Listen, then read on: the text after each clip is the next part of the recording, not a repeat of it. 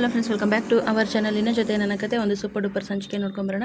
ಸಂಚಿಕೆ ಆರಂಭದಲ್ಲಿ DNA report ಎಲ್ಲ ನೋಡ್ಬಿಟ್ಟು ತಲೆ ಕೆಟ್ಟಂಗಾಗಿರುತ್ತೆ ಅಜಿತ್ಗೆ. ಅಜಿತ್ ಒಪ್ಕೊಳ್ಳೋದೇ ಇಲ್ಲ ಅಂತಲೇ ಮಾವ ಮತ್ತು ಅಳಿಯನ ಮಧ್ಯೆ ವಾದ ವಿವಾದಗಳು ಕೂಡ ನಡೀತವೆ. ಭೂಮಿನ ಕೂಡ ತಪ್ಪು ತಿಳ್ಕೊಂಡಿದ್ದಾರೆ ಅಜಿತ್ ಅಂತಲೇ ಹೇಳ್ಬೋದು. ಆದರೆ ಇಲ್ಲಿ ಸತ್ಯಣ್ಣನಿಗೆ ಈ ವಿಷಯವನ್ನು ಮುಟ್ಟಿಸ್ತಾರೆ ಅಜಿತ್. ಸತ್ಯ ಈ ವಿಷಯವನ್ನು ಹೇಗೆ ಹೊರ ಹಾಕ್ತಾರೆ ಅನ್ನೋದನ್ನು ನೋಡೋಣ. ವಿಡಿಯೋಗೆ ಒಂದು ಲೈಕ್ ಮಾಡಿ, ಚಾನಲನ್ನು ಸಬ್ಸ್ಕ್ರೈಬ್ ಮಾಡಿಕೊಂಡು ಸಪೋರ್ಟ್ ಮಾಡ್ತಾ ಬನ್ನಿ. ಒಂದು ಸಂಪೂರ್ಣ ಸಂಚಿಕೆಯನ್ನು ಈ ಒಂದು ವಿಡಿಯೋದಲ್ಲಿ ನಾವು ನೋಡ್ಬೋದು. ಸಂಚಿಕೆ ಆರಂಭದಲ್ಲಿ ಭೂಮಿನ ಬಾ ಟೀ ಅಂಗಡಿಗೆ ಹೋಗೋಣ, ನಾನು ಸ್ಟೇಷನ್ಗೆ ಹೋಗ್ತೀನಿ, ಟೀ ಅಂಗಡಿಗೆ ಬರಲ್ವಾ ಅಂತ ಕೇಳ್ತಾರೆ. ಇಲ್ಲ ನಾನು ಬರಲ್ಲ ಅಂತ ಹೇಳ್ತಾರೆ.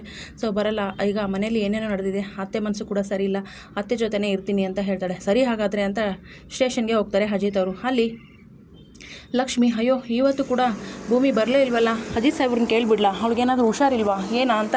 ಅಯ್ಯೋ ಬೇಡ ನಾನೇ ಅವ್ರ ಮನೆ ಕಡೆ ಹೋಗ್ಬಿಟ್ಟು ನೋಡ್ಕೊಂಡು ಬಂದರೆ ಆಯಿತು ಅಂತ ಹೇಳ್ತಾಳೆ. ಅಂದ್ಕೊಂಡು ಲಕ್ಷ್ಮಿ ಏನು ಮಾಡ್ತಾಳೆ, ಮನೆಗೆ ಬಂದರೆ ಆಯಿತು ಅಂತ ನಿರ್ಧಾರ ಮಾಡ್ತಾಳೆ. ಅಲ್ಲಿ ಯೋಚನೆ ಮಾಡ್ತಾ ಕೂತಿರ್ತಾನೆ. ಏನಪ್ಪ ಏನು ನಡೆದಿದೆ ಅಂತ ಕೇಳ್ತಾರೆ. ಅಲ್ಲ ಸತ್ಯಣ್ಣ, ಇದೆಲ್ಲ ಹೇಗೆ ಸಾಗಕ್ಕೆ ಸಾಧ್ಯ ಅಂತ ಕೇಳ್ತಾಳೆ. ಅಲ್ಲಪ್ಪ ನೀನೇ ತಾನೇ ಡಾಕ್ಟ್ರನ್ನ ಕರೆಸಿ ಸೀಕ್ರೆಟ್ ಆಪ್ರೇಷನ್ ಮಾಡಿಸಿರೋದು, ಆದರೂ ಕೂಡ ಇನ್ನೇನೋ ನಿನಗೆ ಡೌಟು ಅಂತ ಕೇಳ್ತಾರೆ. ಇಲ್ಲ ಸತ್ಯಣ್ಣ, ಇದು ಸತ್ಯ ಅಂತ ನನಗೆ ಅನಿಸ್ತಾನೇ ಇಲ್ಲ. ಯಾಕೋ ನನಗೆ ಆ ಅಶ್ವಿನಿ ಮೇಲೆ ತುಂಬ ಅನುಮಾನ ಬರ್ತಾಯಿದೆ.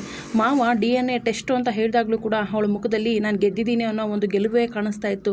ಅವಳ ಮುಖನ ನಾನು ಅಬ್ಸರ್ವ್ ಮಾಡಿದ್ದೀನಿ ಅಂತ ಹೇಳ್ತಾರೆ. ಏನೋ ಹೇಳ್ತಿದ್ಯಾ ನೀನು ಅಂತ ಕೇಳಿದಾಗ, ಹೌದು ಸತ್ಯಣ್ಣ, ಇದರಲ್ಲಿ ಏನೋ ನಡೆದಿದೆ, ಏನು ಅಂತ ಗೊತ್ತಾಗ್ತಿಲ್ಲ, ಇದನ್ನು ಹೇಗಾದರೂ ಮಾಡಿ ಕಂಡುಹಿಡಿಯಲೇಬೇಕು. ಸತ್ಯಣ್ಣ ನನಗೊಂದು ಹೆಲ್ಪ್ ಮಾಡ್ತೀಯಾ ಅಂತ ಕೇಳ್ತಾರೆ.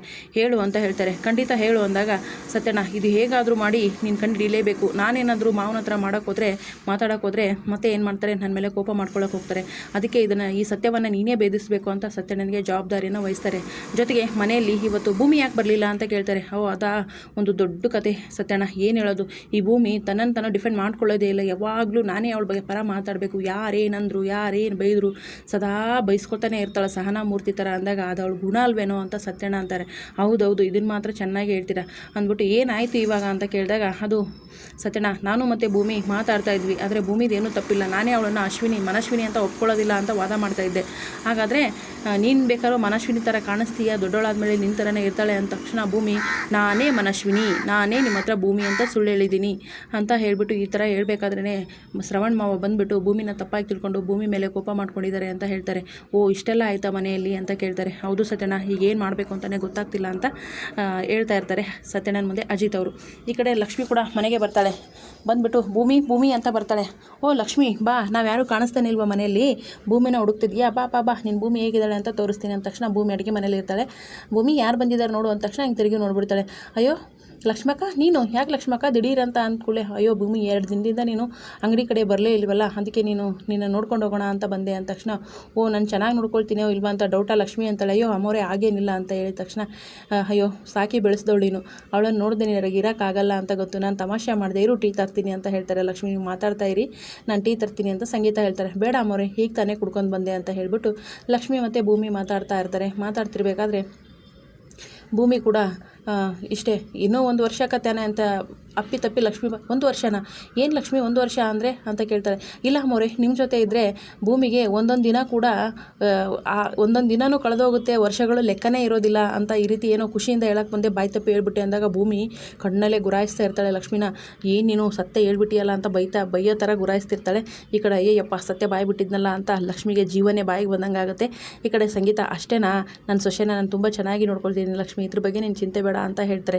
ಈ ಕಡೆ ಶ್ರವಣ್ಗೆ ಸಿಕ್ಕಾಪಟ್ಟೆ ಖುಷಿಯಾಗಿದೆ, ಮಗಳು ನಂದೇ ಮಗಳು ಅಂತ. ಆದರೆ ಅಶ್ವಿನಿಯ ಮಾಸ್ಟರ್ ಪ್ಲ್ಯಾನ್ ಗೊತ್ತಲ್ಲ, ಮಾಸ್ಟರ್ ಪ್ಲ್ಯಾನ್ ಹೇಗೆ ಮಾಡಿದ್ಲು ಅಂತ, ಆ ಮಾಸ್ಟರ್ ಪ್ಲ್ಯಾನ್ ಕೇಳಿ ದೇವಯಾನಿ ತಲೆ ಕೆಟ್ಟು ಹೋಗ್ಬಿಟ್ಟಿದೆ. ಇವಳು ಇಷ್ಟೊಂದು ಮಾಸ್ಟರ್ ಪ್ಲ್ಯಾನ್ ಮಾಡ್ತಾಳೆ ಅಂದರೆ ಇವಳು ಸಾಮಾನ್ಯದವಳಲ್ಲ, ಇವಳು ನನ್ನನ್ನೇ ಮೀರಿಸುವಷ್ಟು ದೊಡ್ಡವಳಾಗ್ಬಿಟ್ಟಿದ್ದಾಳೆ, ಇವನು ಹೇಗಾದರೂ ಮಾಡಿ ಮಟ್ಟ ಹಾಕಬೇಕು ಅಂತ ದೇವಯಾನಿ ಒಳಗೊಳಗೆ ಸ್ಕೆಚ್ ಆಗ್ತಿದ್ರೆ, ಅಶ್ವಿನಿ ಕೂಡ ಇವಳನ್ನ ಮಟ್ಟ ಹಾಕೋದು ನನಗೆ ಅಷ್ಟೊಂದು ಸುಲಭ ಅಲ್ಲ ಅಂತೂ ಇಂತೂ ಇವಳು ಮಗಳನ್ನಂತೂ ಕಳಿಸ್ಬಿಟ್ಟೆ, ಮೆಂಟಲ್ ಮಗಳನ್ನ, ಇನ್ನು ಇವಳನ್ನ ಪಳಗಿಸೋದು ಅಷ್ಟು ಸುಲಭ ಅಲ್ಲ ಅಂತ ಹೇಳ್ತಾ ಇದ್ದಾಳೆ. ಒಟ್ಟಿನಲ್ಲಿ ಅಂತ ಪೊಲೀಸ್ ಆಫೀಸರ್ಗೂ ಕೂಡ ಯಾಮಾರಿಸ್ಬಿಟ್ಲು ಈ ಭೂಮಿ, ಈ ಅಶ್ವಿನಿ ಅಂತ ಹೇಳ್ಬೋದು. ಯಾವ ರೀತಿ ಅಂತಂದರೆ, ಅದೇ ಬ್ಲಡ್ ಸ್ಯಾಂಪಲ್ನ ಯಾವ ರೀತಿ ಚೇಂಜ್ ಮಾಡ್ತಾಳೆ, ಏನು ಮಾಡ್ತಾಳೆ ಅಂತ ನಮ್ಮದೇ ಆದ ಚಾನಲಲ್ಲಿ ಈಗಾಗಲೇ ಅಪ್ಲೋಡ್ ಮಾಡಿದ್ದೀವಿ. ಆ ರೀತಿ ಡಾಕ್ಟ್ರಿಗೂ ಚಳ್ಳೆ ಹಣ್ಣು ತಿನ್ನಿಸಿದ್ಲು, ಈಗ ಅಜಿತ್ಗೂ ಚಳ್ಳೆ ಹಣ್ಣು ತಿನ್ನಿಸಿದ್ಲು, ದೇವಯಾನಿಗೂ ಚಳ್ಳೆ ಹಣ್ಣು ತಿನ್ನಿಸಿ ಕೊನೆಗೆ ಶ್ರವಣ್ ಮಗಳು ನಾನೇ ಅಂತ ಬೀಗ್ತಿರೋ ಈ ಅಶ್ವಿನಿಗೆ ಇನ್ನು ಯಾವಾಗ ಶ್ರವಣ್ ಮಗಳು ಅಲ್ಲ ಅನ್ನೋ ಕಾಲ ಬರುತ್ತೋ ಕಾದು ನೋಡಬೇಕಾಗಿದೆ. ಭೂಮಿ ಕೂಡ ಅದೇ ಹೇಳ್ತಾಳೆ, ಸಾಹೇಬ್ರೆ ತಲೆ ಕೆಡಿಸ್ಕೋಬೇಡಿ, ನೀವು ಅವ್ರ ಮಗಳು ಅಲ್ಲ ಅಂದರೆ ಯಾವತ್ತಾದರೂ ಒಂದಿನ ಗೊತ್ತಾಗೇ ಆಗುತ್ತೆ, ಸ್ವಲ್ಪ ತಾಳಬೇಕು. ಈಗ ಮನೆಯಲ್ಲಿ ಪರಿಸ್ಥಿತಿ ಚೆನ್ನಾಗಿಲ್ಲ, ಮತ್ತೆ ನೀವೇನೋ ಮಾಡೋಕ್ಕೋಗಿ ಮತ್ತೆ ಶ್ರವಣ್ ಸಾಹೇಬ್ರ ಕೋಪಕ್ಕೆ ಬಲಿ ಆಗ್ತೀವಿ, ಅಜ್ಜಿ ಕೂಡ ಕೋಪ ಮಾಡ್ಕೊಳ್ತಾರೆ ಅಂತ ಸಾಕಷ್ಟು ಬುದ್ಧಿಗಳನ್ನು ಹೇಳಿದ್ರು ಕೂಡ ಆದರೆ ಅಜಿತ್ಗೆ ಮನಸ್ಸಲ್ಲಿ ತುಂಬ ಕೊರಿತಾ ಇದೆ. ಅವಳು ಎಂಥದೇ ಕ್ರಿಮಿನಲ್ ಆದರೂ ಕೂಡ ನಾನು ಪೊಲೀಸ್ ಹಿಡಿತೀನಿ ಅನ್ನೋ ಒಂದು ಹಠದಲ್ಲಿ ಅಜಿತ್ ಸಾಹೇಬ್ರಿದ್ದಾರೆ. ಆ ಕೆಲಸವನ್ನು ಸತ್ಯಣ್ಣನಿಗೆ ವಹಿಸಿದ್ದಾರೆ. ಸದ್ಯಕ್ಕೆ ಸತ್ಯಣ್ಣಂತರೂ ಸುಮ್ಮನೆ ಬಿಡೋದೇ ಇಲ್ಲ. ಆಯಿತು, ಈ ಕೆಲಸ ನನಗೆ ಬಿಟ್ಬಿಡು, ಅವಳು ಚರಿತ್ರೆ ಏನು ಅಂತ ನಾನು ಭೇದಿಸ್ತೀನಿ ಅಂದ್ಬಿಟ್ಟು ಹೋಗಿದ್ದಾರೆ.